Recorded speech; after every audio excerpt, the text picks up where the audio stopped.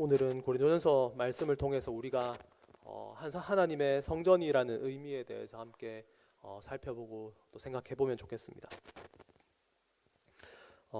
제가 그 신학교 다닐 때 그 교수님이 학생들한테 한번 그런 질문을 하신 적이 있습니다. 교회에서 경험한 것 중에 가장 끔찍한 모습이 있느냐, 어떤 끔찍했던 장면이 있느냐, 교수님이 수업 때 한번 물어보신 적이 있어요. 그때 한 학생이 자기가 교회에서 살인 사건을 봤다고 이야기를 했습니다. 그래서 그런 얘기를 하니까 학생들이 다 좀 웅성웅성 됐죠. 그 살인 사건을 봤다라는 학생의 그 설명은 그런 거였습니다. 실제로 누군가 뭐 찔러 죽이거나 때려 죽이거나 이런 몸을 죽인 게 아니라 그 예수님의 말씀에 근거했을 때 교회에서 서로가 미워하는 것을 보고 서로 살인하는 것이라고 생각해서 그것을 살인이라고 표현했다, 이렇게 이야기를 했습니다. 교회에서 한 공동체가 서로 사랑하지 못하고 미워하고 서로 험담하고 그런 모습을 보면서 형제를 미워하는 자마다 살인한 것이다 라고 하신 예수님의 말씀을 떠올리면서 교회에서 살인을 봤다라고 얘기했다, 이렇게 설명을 했습니다. 그래서 납득이 됐죠. 듣는 학생들이 다 끄덕끄덕 했었습니다. 그 같은 논리로 생각해 봤을 때 저는 예전에 다녔던 교회에서 간음이 일어나는 것을 본 적이 있습니다. 예전에 다녔던 교회 성가대에서 있었던 일인데 제가 직접 본 것은 아니고 이제 누군가가 저한테 이제 전해준 이야기입니다. 성가대에 이제 예배 성가대를 준비하고 있는 청년이 성가대를 준비하기에 앞서서 혼자 앉아 있으면서 이제 휴대폰으로 그 자리에서 음란물을 보고 있었던 겁니다. 이제 아무도 안 오니까 자기 혼자 그 성가대에 기다리고 있으면서 거기서 혼자 음란물을 보고 있는 것을 누군가가 보고 나중에 저한테 이제 얘기를 해 주었습니다. 그 얘기를 듣고 마음에 탁 이제 받치는 생각이 들더라고요. 어떻게 그럴 수가 있나? 교회에서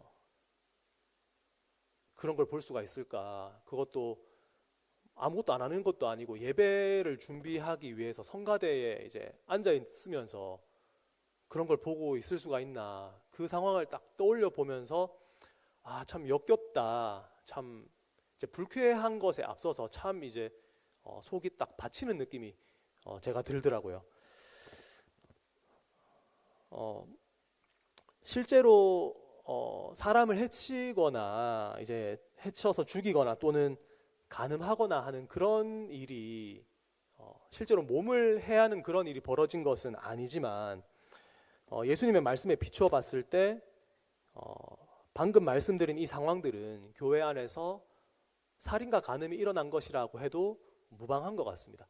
형제를 미워하는 자마다 살인한 것이다 라고 예수님께서 말씀하셨고, 여인을 음욕을 품고 보는 자마다 간음한 것이다 라고 하신 예수님의 말씀을 떠올려 봤을 때 그 음란물을 본 청년의 그 행동은 간음한 것과 진배 없다, 그렇게 이야기할 수가 있을 것 같습니다. 그런데 이런 죄들을 생각할 때 그 죄 자체로도 그 죄가 어디서 일어났는지를 생각하지 않고 그 죄 자체만 생각해도 너무나 끔찍하고 불쾌한데, 제가 방금 이렇게 말씀드렸을 때 여러분의 마음에도 뭔가 훨씬 더 역겹고 불쾌하고 뭔가 구역질이 난다, 이런 생각을 하셨을 것 같아요. 왜 그런 느낌이 더 심하게 들었다고 생각하십니까?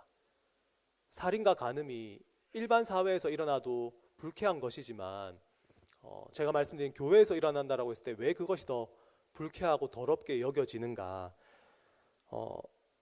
이 교회가, 이 교회 공동체가, 또 이 예배당이 하나님께서 특별하게 임재하시고 역사하시는 공간이다라는 그런 인식이 우리에게 있기 때문입니다. 그리고 저는 실제로 그렇다고 생각을 합니다. 저는 이 예배당이라는 공간, 우리가 예배로 모인 이 공동체가 하나님께서 기뻐하시는 특별한 은혜의 공동체라고 생각합니다. 그래서 이 은혜의 공동체에 하나님께서 특별히 임재하시는 그런 어떤 것이 있다라고 믿습니다.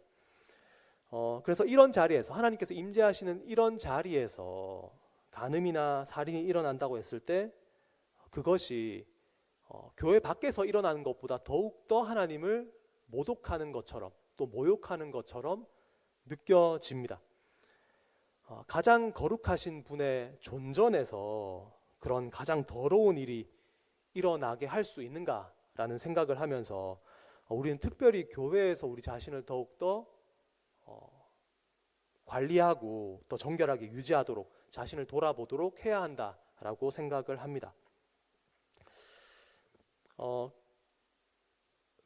그런데 정말로 우리가 우리 자신을 가장 정결하게 해야 하는 곳이 이 눈에 보이는 교회, 이 건물 안인가요? 이 교회가 하나님의 전이라고 생각해서 하나님이 계시는 곳에서 더욱더 죄를 짓지 않아야 한다, 더욱더 거룩해야 한다라고 우리가 생각하는데 그렇다면 이 건물보다, 이 공동체보다 하나님의 임재가, 하나님의 거하심이 더욱더 분명한 곳이 있다면 우리는 거기서 더욱더 거룩하고 정결해지기를 힘써야 하지 않겠습니까? 하나님의 거하심이, 하나님의 임재하심이 더 분명한 곳이 있습니까? 이 공동체보다, 이 교회라는 건물보다 혹시 하나님의 임재하심이 더욱더 분명하고 선명한 곳이 있습니까? 오늘 읽은 고린도전서 말씀은 우리에게 하나님이 늘 거하시는 장소가 있다, 하나님이 계시는 곳이 있다라고 알려줍니다. 바로 우리 자신입니다. 우리 자신. 오늘 읽은 고린도전서 본문을 다시 한번 읽어보겠습니다. 고린도전서 3장 16절 말씀입니다. 제가 읽어보겠습니다. 너희는 너희가 하나님의 성전인 것과 하나님의 성령이 너희 안에 계시는 것을 알지 못하느냐? 누구든지 하나님의 성전을 더럽히면 하나님이 그 사람을 멸하시리라. 하나님의 성전은 거룩하니 너희도 그러하니라. 오늘 본문의 내용은 고린도 교회가 분열하는 상황에서 바울이 성도들에게 그들의 정체성을 일깨워주는 본문이라고 볼 수 있습니다. 고린도 교회 안에는 성도들이 서로 파당을 지어서 분열하고 다투는 일들이 있었습니다. 서로 시기하면서 하나 되지 못하고 다투고 분열하고 나는 누구 편이다, 나는 누구 편이다 라고 하면서 하나 되지 못하는 그런 모습을 보여줬습니다. 그 상황에 바울이 이야기합니다. 여러분은 그렇게 서로 분쟁하고 시기 질투하고 거룩하지 않은 모습으로 살아서는 안 됩니다. 여러분이 모인 공동체가 성전이며 여러분 한 사람 한 사람이 하나님의 성전인데 그렇게 해서야 되겠습니까? 바울이 그렇게 이야기하고 있습니다. 바울은 1차적으로 이 문맥 안에서 고린도 교회가 공동체로서 하나 되지 못하는 것을 지적하고 책망하고 있지만 더 넓게는 성도 한 사람 한 사람이 성전으로서 거룩하지 못함을 책망하고 있습니다. 여기서 바울은 특별히 성도들을 성전이라고 부르면서 책망하고 있는데 이 성전이라는 의미를 좀 살펴볼 필요가 있을 것 같습니다. 성전이 무엇입니까? 여러분, 성전이 언제 어떻게 존재했던 장소이고 어떤 역할을 했습니까? 성전은 구약 시대에 하나님께서 임재하시는 곳이었습니다. 하나님이 임재하셔서 그 하나님께서 인간과 만나시고 교제하시는 곳, 그곳이 성전이었습니다. 구약 시대에는 성전을 통해서 하나님의 백성들이 하나님과 만나고 교제할 수 있었습니다. 그런데 구약의 성전이 신약에 오면서 그 내용이 달라집니다. 구약의 건물로서의 성전이 그 기능을 다하게 되고 더 이상 건물로서 그 역할을 하지 못하고 의미를 갖지 못하게 됩니다. 구약 시대에는 성전이 건물로서 충분한 기능을 가지고 목적을 달성했지만 하나님과 인간이 만나는 그 거룩한 목적을 달성했지만 신약에 와서 성전은 그 의미가 바뀌게 됩니다. 성전이 가리키던 그 실체가 오셨기 때문입니다. 구약에서 성전이 가리키시던 그 실체, 그분이 바로 예수님이십니다. 예수님께서는 자기 자신을 성전으로 말씀하십니다. 요한복음 2장 21절 말씀에 예수님께서 이렇게 말씀하시는 것을 보게 됩니다. 그러나 예수는 성전된 자기 육체를 가리켜 말씀하신 것이라. 예수님께서는 예수님 자신을 성전으로 부르십니다. 구약의 건물로서의 성전이 궁극적으로 가리키던 실체는 따로 있었습니다. 구약시대의 건물로서의 성전은 후에 하나님의 백성들 가운데 함께 있게 될 참 성전이신 예수님을 가리키는 것이었습니다. 성전을 통해서 하나님과 인간이 구약시대에 만났던 것처럼 이제는 예수님을 통해서 예수님 안에서 하나님이 죄인들과 만나시게 됐습니다. 성전에서 죄사함의 희생제사가 일어났던 것처럼 예수님 안에서 영원한 희생제사가 일어나게 되었습니다. 그래서 예수님이 참 성전이신 것입니다. 예수님 안에서 하나님과 인간들이 만나게 되고 교제하게 되는 것. 예수님이 성전의 실체로서 참 성전으로서 신약 시대에 나타나시게 된 겁니다.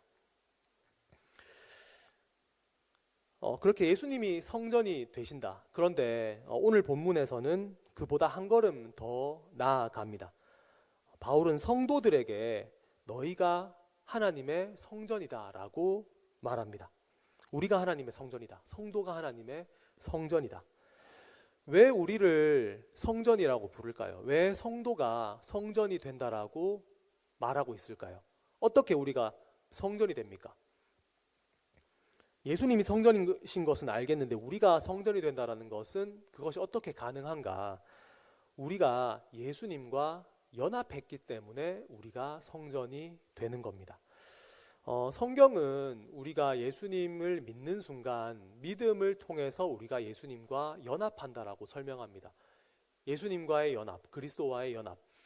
예수님과의 연합이라는 것은 좀 어렵게 들릴 수 있지만 쉽게 말하면 하나로 연결된다라는 것으로 이해하실 수 있습니다. 예수님과의 연합, 우리는 예수님과 믿음으로 하나로 연결되고 연합된다. 참된 믿음으로 예수님을 받아들일 때, 그분을 믿을 때 우리는 예수님과 연합하게 된다. 예수님과 연합하게 된다라는 것은 그렇다면 무엇을 의미하는가? 예수님과 연합한다라는 것은 이제 성도가 예수님과 연합한 자들이 예수님이 가지신 모든 유익을 공유하게 된다라는 것을 의미합니다. 예수님과의 연합, 그리스도와의 연합에서 오는 유익이 무엇인가? 예수님이 가지신 모든 것, 예수님의 모든 것을 우리가 함께 나누고 함께 가지게 된다라는 것. 그게 그리스도와의 연합이라는 교리가 주는 교훈입니다. 예수님과의 연합으로 많은 부분을 설명할 수 있습니다. 우리가 하나님의 자녀라고 불리죠. 우리가 어떻게 하나님의 자녀가 될 수 있습니까? 예수님이 하나님의 아들이시기 때문에 그렇습니다. 예수님이 하나님의 아들이시기 때문에 그분과 연합한 우리가 그분께서 누리시는 유익을 얻기 때문에 우리도 하나님의 자녀가 되는 겁니다. 우리가 죽어서 부활할 수 있다고 믿습니다. 우리는 어떻게 부활할 수 있습니까? 우리는 부활이라는 것을 어떻게 우리의 것으로 받아들일 수 있습니까? 예수님께서 부활하셨기 때문입니다. 예수님께서 부활하셨기 때문에 예수님의 부활이 가져다주는 그 유익, 예수님께서 부활하셨다는 그 사실이 그리스도와의 연합을 통해서 나에게 전달되기 때문에, 그래서 우리도 부활할 수 있게 되는 겁니다. 예수님과 연합되었기 때문에 우리도 부활할 수 있다는 것. 오늘 성전이라는 것도 마찬가지입니다. 우리가 어떻게 성전이라고 불릴 수 있습니까? 우리가 어떻게 성전이 될 수 있습니까? 예수님께서 성전이시기 때문입니다. 예수님께서 성전이시기 때문에 그분과 연합한 우리가 예수님과 같이 성전이 되는 겁니다. 성전이신 예수님과 연합함으로 이제 성도들이 성전이 됩니다. 그리고 이 사실은, 우리가 성전이 되었다라는 사실은 이제 성도가 하나님이 임재하시는 곳이 된다라는 것을 의미합니다.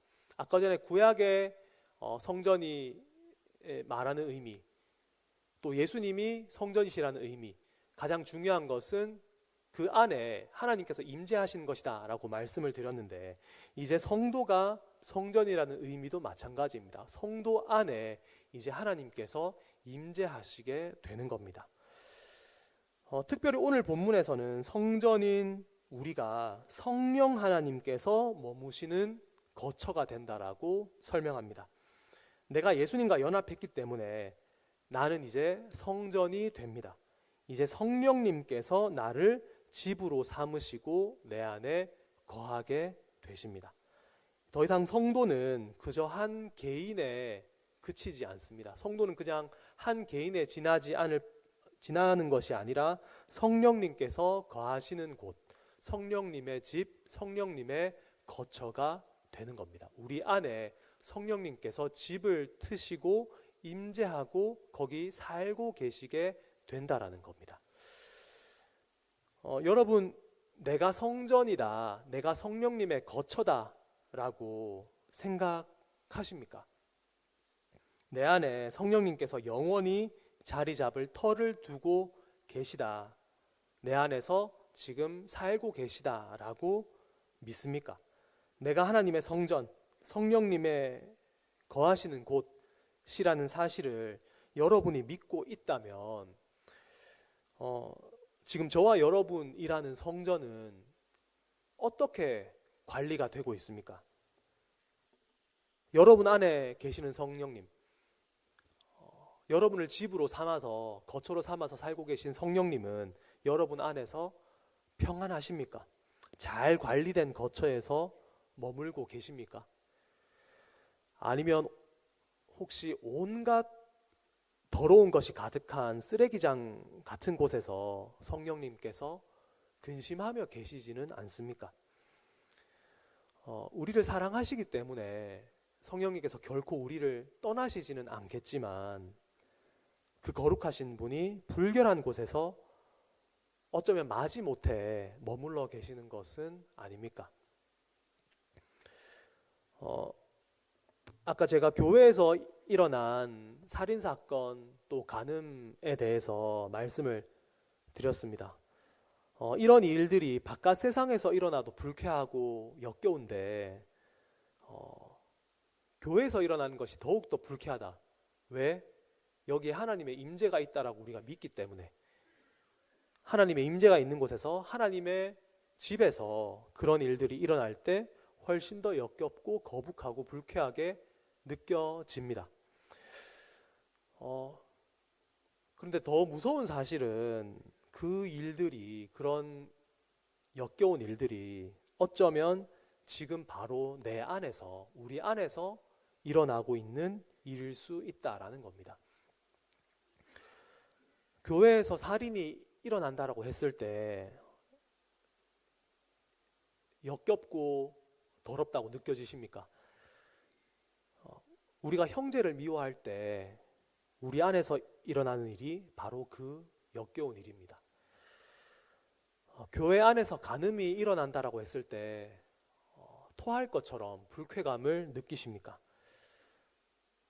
우리가 음란한 생각을 할 때 우리 안에서 바로 그 더럽고 불쾌한 일이 실제로 일어나고 있는 겁니다. 성령님께서 우리 안에 분명히 임재해 계십니다. 성령님께서 우리 안에 살고 계십니다. 성령님을 더럽고 역겨운 것과 함께 거하게 하고 있지는 않습니까? 거룩한 분을 불결함 속에 계속해서 거하게 하시겠습니까? 나는 지금 나라는 성전을 어떻게 관리하고 있는지 한번 잘 생각해 보십시다. 성령님이 기쁘게 거하시는 그런 처소인가, 아니면 날마다 간음과 살인이 일어나는, 성령님께서 근심하며 억지로 머무시는 그런 성전인가? 가장 거룩하신 분과 가장 더러운 것을 한 곳에 두고 살아가는 것, 그 불쾌한 일이 지금 내 안에서 일어나고 있는 것은 아닌가? 나라는 성전은 지금 어떻게 관리되고 있는가?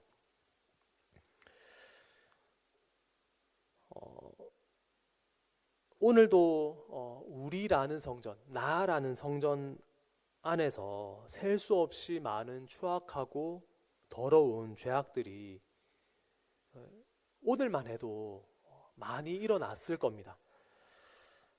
죄인인 우리는 이 땅에서 절대로 완전 무결한 그런 성전이 될 수는 없을 겁니다. 그러나 완전할 수 없다는 그 한계가 우리의 죄를, 우리의 불결함을, 우리의 거룩하지 못함을 정당화하는 핑계가 될 수는 없습니다. 우리의 연약함에도 불구하고 성령님께서는 우리 안에 거하시겠다고 약속하셨고 실제로 지금 우리 안에 거하고 계십니다. 이 놀라운 신비에 먼저 감사하면서 날마다 그리스도의 십자가를 바라보며 거룩함을 열망하는 자리로 한 걸음 한 걸음 나아가야 할 것입니다. 완벽히 거룩한 성전은 될 수 없을지언정 거룩함을 위해 몸부림치는 그런 성전은 될 수 있습니다. 무엇보다 예수님이 계시기에 예수님으로 인해서 우리는 점점 더 조금씩이라도 더욱더 깨끗하고 아름다운 성전이 될 수 있습니다. 인간이 되셔서 우리의 모든 연약함을 예수님께서는 친히 모두 경험하셨습니다. 우리의 연약함을 다 알고 계십니다. 우리가 어떤 죄에 제일 쉽게 넘어지는지, 우리가 어떨 때 약한지, 우리가 어떤 죄인들인지 예수님께서 인간이 되셔서 인간의 삶을 모두 체휼하시면서 우리를 공감하고 계십니다. 예수님께서 우리의 한계와 부족함을 이미 경험하셔서 알고 계시기 때문에 지금 우리를 도와주시기 위해 기다리고 계십니다. 그 신실하신 손길을 의지하면서 오늘 나라는 성전을 다시 한번 십자가에 내려놓기를 바랍니다. 나 자신의 완벽함이 아닌 그리스도의 완전한 은혜를 통해서 날마다 조금씩 더 거룩해지는 우리가 되게 하여 주시옵소서. 성령님을 더욱더 기쁘시게 하는 성령님의 기뻐하시는 처소로 조금씩 날마다 더욱더 정결해져 가는 우리 성전이 되게 하여 주시옵소서. 참 성전이신 주님의 도움을 의지하면서 나라는 성전을 조금씩이라도 더 거룩하고 아름답게 세워가는 우리 한 사람 한 사람이 되기를 간절히 소망합니다. 오늘 말씀을 생각하시면서 함께 잠시